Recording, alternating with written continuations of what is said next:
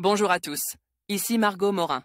Bienvenue sur ma chaîne dédiée à tout ce qui touche à la maison, déco, organisation, astuces pratiques. Si vous aimez créer un espace qui vous ressemble et découvrir des conseils pour embellir votre intérieur, n'oubliez pas de vous abonner. Aujourd'hui, on va explorer ensemble un nouveau sujet pour transformer votre chez vous. Prêt? C'est parti! Bonjour à tous. Dans cette vidéo, je vais vous montrer comment poser une porte-fenêtre en PVC, étape par étape. Que vous soyez un bricoleur débutant ou expérimenté, je vais partager avec vous des conseils pratiques et des astuces pour réussir cette installation. Nous aborderons les outils nécessaires, les mesures à prendre et les techniques pour garantir une pose parfaite.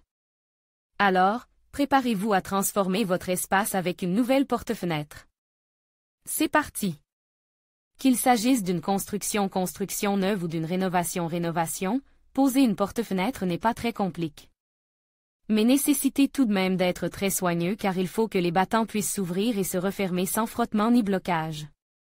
1. Poser une porte-fenêtre en PVC. Préparation du bâti. Avant toute chose, vous devez vous assurer que le bâti est bien propre.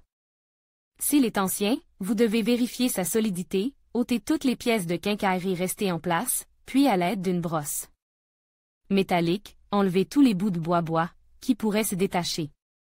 Ensuite, placez un joint de silicone épais sur tout le pourtour, entre le bâti et la maçonnerie afin d'assurer une bonne étanchéité.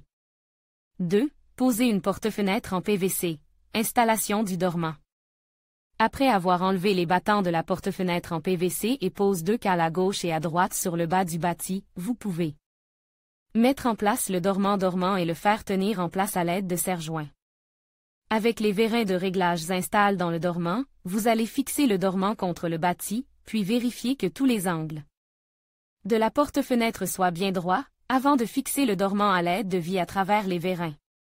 3. Finition. Vous pouvez alors mettre en place les battants et vérifier que tout fonctionne.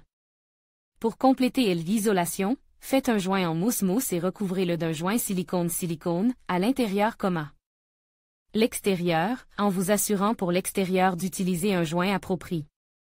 Pense bête, le dormant d'une porte-fenêtre doit être posé bien droit pour que les battants s'ouvrent et se ferment correctement.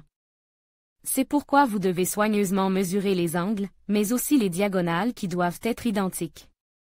Pour conclure, poser une porte-fenêtre en PVC peut sembler complexe, mais en suivant ces étapes simples et en prenant le temps de bien préparer votre installation, vous pouvez y parvenir avec succès.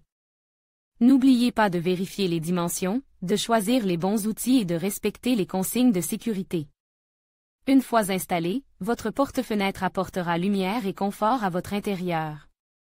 Merci d'avoir suivi cette vidéo, et à bientôt pour d'autres conseils pratiques.